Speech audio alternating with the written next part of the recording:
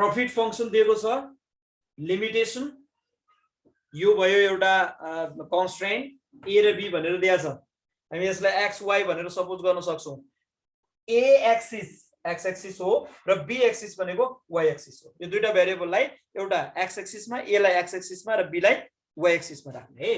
भनेपछि हामीले ए लाई के जस्तो गरेर ट्रिट गर्नु पर्यो, एक्स जस्तै गरेर, र बी लाई चाहिँ वाई जस्तो गरेर ट्रिट गर्नु पर्यो है। ल अब यसमा बाउन्ड्री लाइनहरु, बाउन्ड्री लाइन्स आर के छ नि त। अब मैले कर्मेसँग गरे है सुरुबाटै 9a + 6b = 54 एउटा बाउन्ड्री लाइन यो हुन्छ है। यसलाई इक्वेसन फर्स्ट भनेर लेखौं र यसको पोइन्टहरु पनि बनाइहालौं। पोइन्टहरु x y र यो दुईटा पोइन्टहरु चाहिँ के हुन्छ हेर त। a = 0 सरी x y भएन, यहाँ a b हुने भयो है। x y को ठाउँमा हामीले चाहिँ यहाँ नर्मली 9x + 6y = 54 को फर्ममा हुन्थ्यो भने अहिले चाहिँ के छ, a र b भनेर दिएको छ, त्यही भएर ab भनेर यसरी लेखौं है। a = 0 पुट गराउँदा यहाँ कति हुन्छ, b को भ्यालु कति हुन्छ, a 0 पुट गर्ने भने यो टर्म 0 हुन्छ, 6b = 54, b = 9 र b = 0 पुट गर्ने हो भने a = कति हुन्छ, 6 भनेको पोइन्ट चाहिँ के हुने भयो, 0 9 एन्ड 60 यो दुईवटा पोइन्टहरु हुने भयो। त्यस्तै अब यो लाइनको लागि के गर्ने भन्ने कुरा हेरौं है। अब यो 3a = 18 भन्ने लाइन आउँछ। अब 3a = 18 भन्ने है, त्यो लाइनको लागि हामीले कसरी पोइन्टहरु फाइन्ड आउट गर्ने त।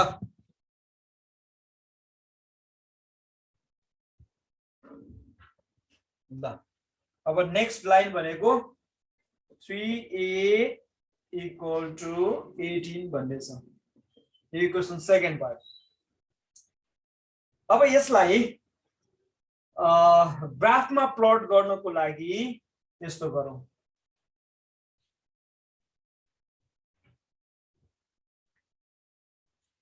अब a = कति हुन्छ यसमा हेर त। a = 18/3 भनेको a = 6 हुन्छ हो। यसमा a र b को कम्बिनेसनको फर्ममा आएको छ है, कम्बिनेसनको फर्ममा आएको छ। a को भ्यालु अथवा b को भ्यालु डाइरेक्टली एकै पटकमा आउँदैन यसमा, किनभने दुईटा भेरिएबल एउटै इक्वेसनमा दिएको छ है, एकै पटकमा आउँदैन यसमा। भने यसमा चाहिँ a को भ्यालु आइहाल्यो, 6 आइहाल्यो है। a को भ्यालु 6 आयो भनेको मतलब हामी यसलाई कसरी लेख्न सक्छौं भने a + 0b = 6। यो b भन्ने कहाँबाट आयो त भन्दा भेरिएबल त दुईटा छ नि त, a र b दुईटै छ, तर यो इक्वेसनमा मात्रै a आएको हो। b भन्ने पनि टर्म त्यसमा भेरिएबल राख्ने हो भने b को कोएफिसिएन्ट कति राख्नु पर्छ, 0 राख्नु पर्छ है। 0 * b भनेको 0 हुन्छ, a = 6 नै भयो त्यसपछि। भने अब यसलाई ग्राफमा प्लट गर्ने हो भने a र b भनेर लेखौं र a को भ्यालु चाहिँ 0 राख्न मिल्छ कि मिल्दैन होला यसमा। ल भन, a को भ्यालु 0 राख्न मिल्छ। जसरी यहाँ हामीले 9a + 6b = 54 मा a को भ्यालु 0 राख्दा b को भ्यालु 9 भयो, b 0 राख्दा a 6 भयो भनेर लेखेको थिएँ नि मैले अघि। अहिले यसमा त्यस्तो गर्न मिल्छ भने a को भ्यालु 0 राख्न मिल्छ कि मिल्दैन। जबकि a = 6 भनेर आइसकेको छ, a को भ्यालु 6 हुन्छ भनेको a को भ्यालु 0 पनि हुन्छ भने हो र होइन, यो त कन्स्ट्यान्ट हो है। a को भ्यालु 6 हुन्छ भनेपछि a is always 6 whatever may be the value of b। b को भ्यालु जतिसुकै भए पनि, b को भ्यालु जति भए पनि a को भ्यालु कति हुन्छ, 6 नै हुन्छ भनेको यसले है। a को भ्यालु जहिले पनि 6 हुन्छ भनेको मतलब a = 6 भयो यसमा भने b को भ्यालु चाहिँ 0 राखौं अथवा b को भ्यालु 10 राखौं अथवा b को भ्यालु 5 राखौं, जतिसुकै राखौं। b को भ्यालु जति राखे पनि a को भ्यालु कति हुन्छ 6 नै हुन्छ भनेको यसले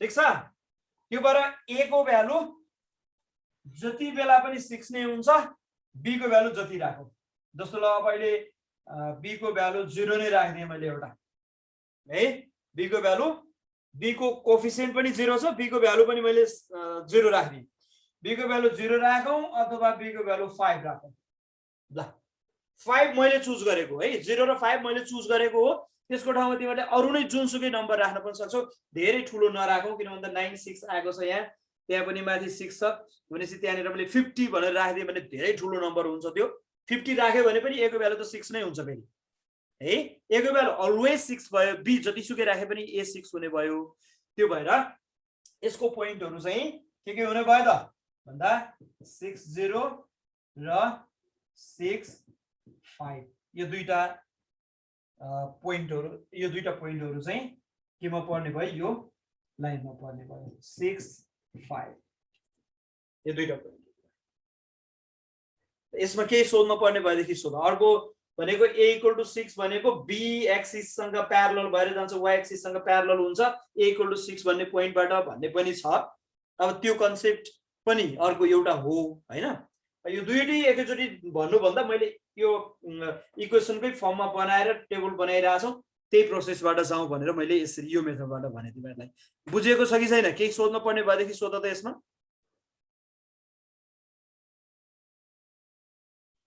b भन्ने टर्म छैन त्यो भएर 0 * b गरेको अर्को यहाँ b = 6 भन्ने आउँछ यसमा a छैन त्यो भएर हामीले यसमा के गर्छौं 0 * a भनेर लेख्छौं अनि फेरि यसरी नै बक्स बनाउने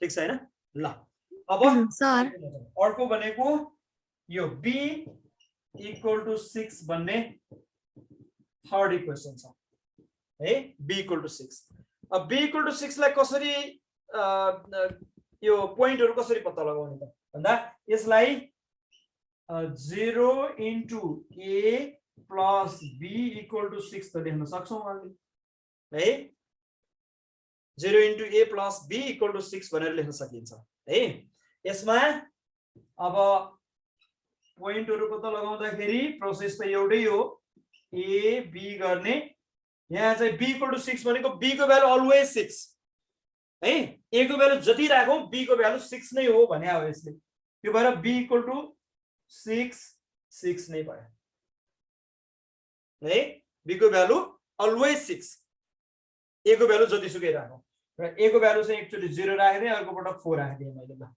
0 राख्दा सजिलो हुने भएर एउटा 0 रोजेको मैले यहाँ पनि है 0 भयो त्यसपछि अर्को 4 राखे 4 को ठाउँमा 3 राख्न सकिन्छ 1 राख्न सकिन्छ अथवा 7 राख्न सकिन्छ 9 राख्न सकिन्छ 10 राख्न सकिन्छ 50 राख्न सकिन्छ 100 राख्न सकिन्छ जति राखे पनि हुन्छ है a को भ्यालु जतिसुकै राखौं जति राख्दा पनि b को भ्यालु 6 हुन्छ यस्तो केसमा एउटा 0 राख्छु अर्को चाहिँ भ्यालु कति हुन्छ भनेर मैले यो अगाडिकोमा गरेको जस्तै त्यो तरिकाले यिनीहरुमा चाहिँ गर्न मिल्दैन है यति कुरा याद राख अब त्यसपछि अब अर्कोमा जाउँ फेरि यो a = 0 र b = 0 भन्ने यो दुईवटा अर्को लाइनहरु छ a = 0 यो फोर्थ इक्वेसन र b = 0 भन्ने फिफ्थ इक्वेसन भयो ल यसरी पाँचवटा इक्वेसनहरु बने यसमा यो पाँचवटा इक्वेसनलाई कसरी यो ग्राफमा प्लट गर्ने भन्ने कुरा एकपटक हेर अब फेरि है ग्राफमा कसरी प्लट गर्ने ग्राफमा प्लट गर्ने कुरामा यसमा प्रब्लम छैन है यसमा प्रब्लम छैन त्यसमा पनि अब पोइन्टहरु बनाइसकेपछि त ग्राफमा प्लट गर्ने कुरामा खास समस्या हुँदैन तर त्यो लाइन चाहिँ कसरी आयो भन्ने कुरामा तिमीहरु कन्फ्युज हुन सक्छौ यस्तो त नआउनु पर्ने जहिले पनि हामीले लाइन बनाउँदाखेरि कि यता यसरी छड्के परेछ यसरी गएको छ हैन त्यसरी आइरहेको छ अब त्यो लाइनहरु अलिकति फरक तरिकाले आउँछ त्यसले गर्दाखेरि तिमीहरु कन्फ्युज हुन सक्छौ त्यो भएर मैले ग्राफमा पनि प्लट गरेर देखाउँछु यसलाई कसरी ग्राफमा प्लट गरिन्छ त भन्ने ल यो भयो एक्सिस है एक्सिस अलिकति बाङ्गो जस्तो देखियो होला यो ल ओरिजिन भयो अब हामी चाहिँ अघिको पोइन्ट हेरौँ त अघिको लाइनमा पोइन्टहरु कति कति थियो धेरै टाढासम्म गएको छैन त्यो भएर 1 2 3 4 5 6 7 8 9 10 सम्म गरे मैले 1 2 3 4 5 6 7 8 9 10 11 ल यो चाहिँ x एक्सिस भयो x एक्सिसमा हामी a भ्यालु राख्छौं भने y एक्सिसमा b भ्यालु राख्छौं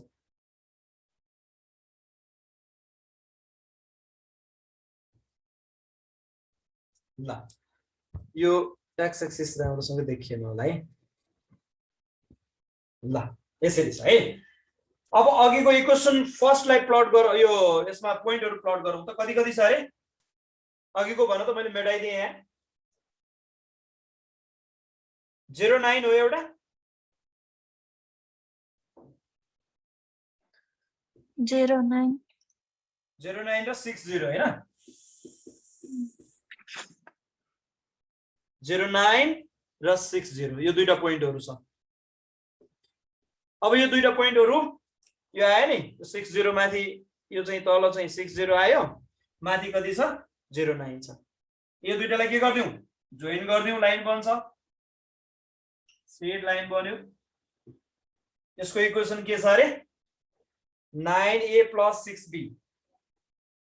9 अब यहाँ देखिन्न होला त्यहाँ लेखेको मैले माथि लेखे है 9a + 6b = 54 भन्ने लाइन हो यो भने अब अर्को यो लाइन हेर त यसको पोइन्टहरु 60 र 65 छ नि 60 भनेको 6 भनेको x भ्यालु 6 अनि 0 भनेको यही भइहाल्यो 60 यही भइहाल्यो अर्को 65 6 चाहिँ यो भयो भने 5 कता जान्छ 5 भनेको माथि आउँछ अब यहाँ हेर है यो पोइन्ट लाई यहाँ प्लट गर्न पनि तिमीहरुलाई अहिले सम्मको प्रोसेस अनुसार अलिकति गाह्रो पर्न सक्छ फरक आयो नि हेर त सधैं यही एक्सिसमा आउँदै किनभने एउटालाई 0 सपोज गरेर अर्को भ्यालु कति हुन्छ भन्ने तरिकाले हामीले अहिले सम्म प्लट गरिरहेका थियौ है त्यो छैन अहिले त बीचमा आयो 6 त्यसपछि 5 x भ्यालु 6 y भ्यालु 5 त्यही 6 बाट सिधा माथि 5 मा जाने फेरि 5 खोज्नु यता आउने 6 यो 5 यो भनेर अनि यसरी जोड्दै होला फेरि है मैले त्यो पनि देखाएको छु त्यस्तो गरेको देखाएको छु मैले 6 5 आयो x भ्यालु 6 हो y भ्यालु 5 हो भनेर 6 यता 5 यता गरे अनि 5 र 6 जोड्दियो सर अनि दुई त पोइन्ट भएसी त त्यही गरे हुन्न नि के गर्ने रे अगाडिकोमा जस्तै पोइन्ट त आछ त दुईटै सबैको पोइन्ट्सहरु कुनमा कहाँनिर आयो दुईटा पोइन्ट नाइ कि माथिको इक्वेसन आइमा जस्तै त छ भने तलको पनि पोइन्ट अनि कसरी प्यारलल गराउनु भने कसरी थाहा हुन्छ त अनि प्यारलल गराउने कसरी थाहा हुन्छ भनेको हजुर ए प्यारलल भनेको यो पोइन्टहरु नल्याइकन प्यारलल गराउने भन्ने कुरामा कि पोइन्ट आइसकेपछि प्यारलल गराउने भन्ने कुरा पोइन्ट आइसकेपछि होइन प्यारलल गराउने भनेर मैले सोचेकै छैन अहिले त्यो प्यारलल हुन्छ हुँदैन भन्ने कुरा मेरो त्यो कन्सेप्टमा छैन त्यो पनि तिमीहरुले पनि नल्याऊ यो 0660 भन्ने पोइन्ट यो हो अनि 65 भन्ने पोइन्ट चाहिँ 6 यता जाने 5 माथि जाने हो 65 भनेको यो हो खाली मात्रै मैले यो पोइन्ट कहाँ छ भनेर मात्रै लोकेट गरे प्यारलल हुन्छ हुँदैन भन्ने कुरासँग अहिले त्यसको कन्सर्न छैन है ल अब 60 यो भयो र त्यसपछि 65 भन्ने यो भयो यो दुईटा पोइन्टहरु अब के गर्दियौ जोइन गर्दियौ यसरी स्ट्रेट लाइनले यसरी सिधा गरे अब त प्यारलल त आफै हुन्छ बनाउनै पर्दैन प्यारलल बनाउनै पर्दैन आफै हुन्छ प्यारलल यो के हो यो हो a = 6 भन्ने लाइन हो है त्यसपछि अर्को लाइन हेर त b = 6 भन्ने यसको लागि पोइन्टहरु के छ पोइन्टहरु छ पोइन्ट यहाँ मैले साइडमा तल लेखिन है यसको पोइन्टहरु के हेर त 06 and 46 06 र 46 भन्ने यो दुईटा पोइन्टहरु हो यो लाइनको अब त्यो पोइन्टलाई प्लट गरौँ त 06 भनेको मेरो यो भइहाल्यो हैन,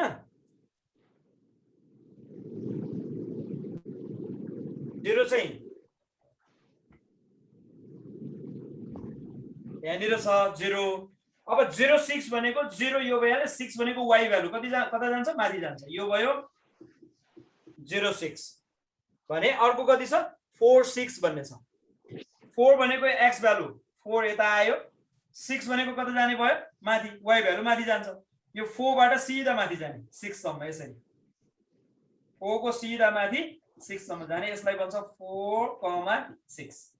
अब यो दुईटा पोइन्टहरु के गर्ने, स्ट्रेट लाइनले जोड्दिनु, जोइन गर्दिनु।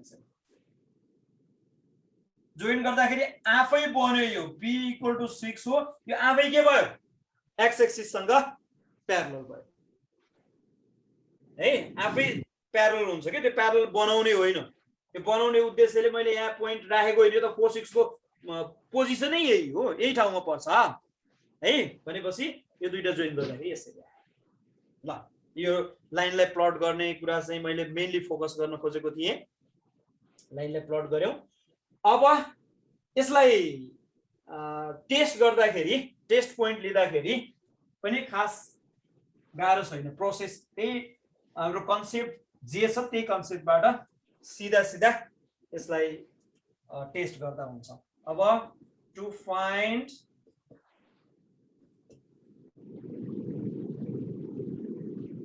द सोलुसन रिजन पत्ता लगाउनको लागि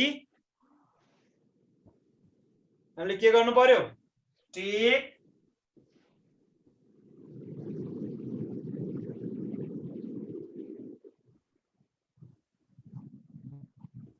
origin as a test point है। 0 0 लाई टेस्ट पोइन्ट लियो भने पहिलो इनइक्वालिटी के थियो, 9a + 6b ≤ 54 भन्ने थियो। अब यहाँ a र b दुईटैको भ्यालु 0 0 राख्नु पर्यो है। 9 × 0 + 6 × 0 <= 54 भनेको 0 <= 54, यो के भयो, ट्रु भयो। ट्रु भयो भने यसको सोलुसन कता पर्छ,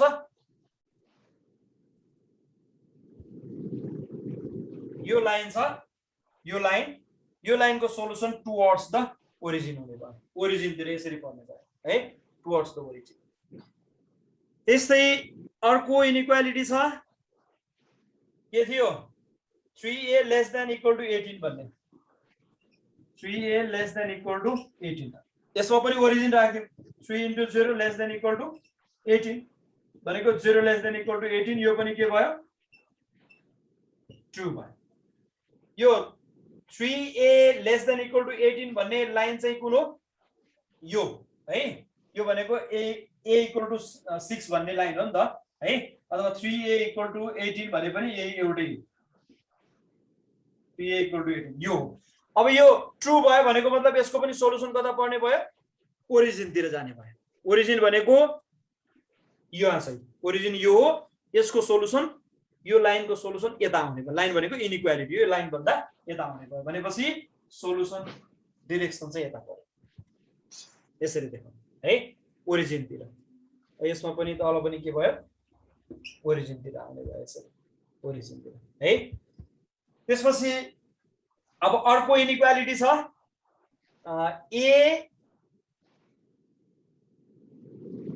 b is greater than equal to 6 भन्ने छ अर्को है, b greater than equal to 6 भन्ने, b greater than equal to 6 मा 0 राख्ने हो भने यो पनि के, यो चाहिँ के हुन्छ, फल्स भयो, फल्स भयो, यो फल्स स्टेटमेन्ट भयो, 0 6 भन्दा ठुलो हुन्छ भनेर आयो। फल्स भयो भनेको मतलब यो ओरिजिनतिर पर्दैन, अब यसको सोलुसन यता तल नपर्ने भयो, कता पर्ने भयो, माथि जाने भयो, यसको सोलुसन यसरी माथि जान्छ है। यसको सोलुसन ट्रु आयो भने सबै फल्स आयो भने के हुन्छ कि नै, के रे, बुझिन,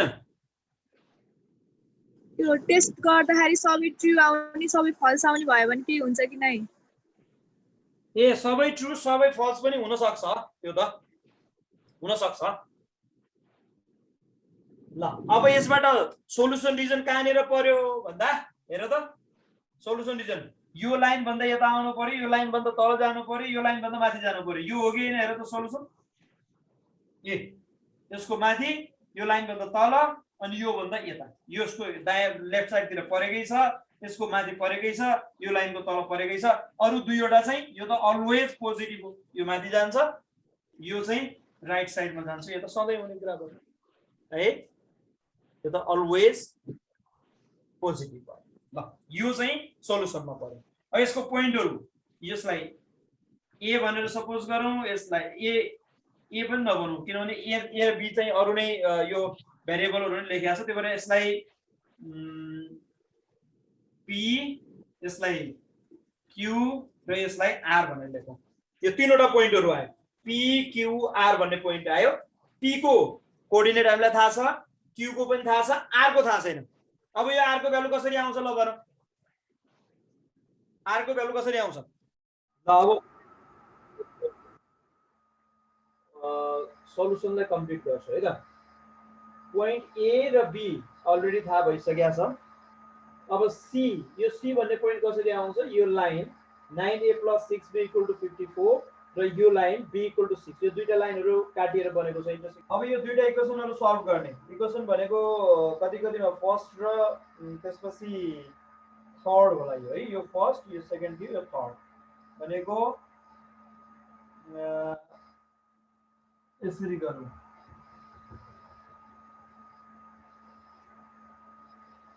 Putting b = 6 from equation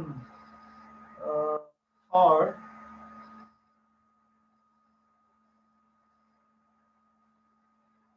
equation first मा यो छ, थर्ड मा यो छ। b = 6 लगेर यसमा राख्दिने हो भने 9a + 6 × 6 = 54, 9a = 54 - 36, 9a = यो कति हुन्छ 18,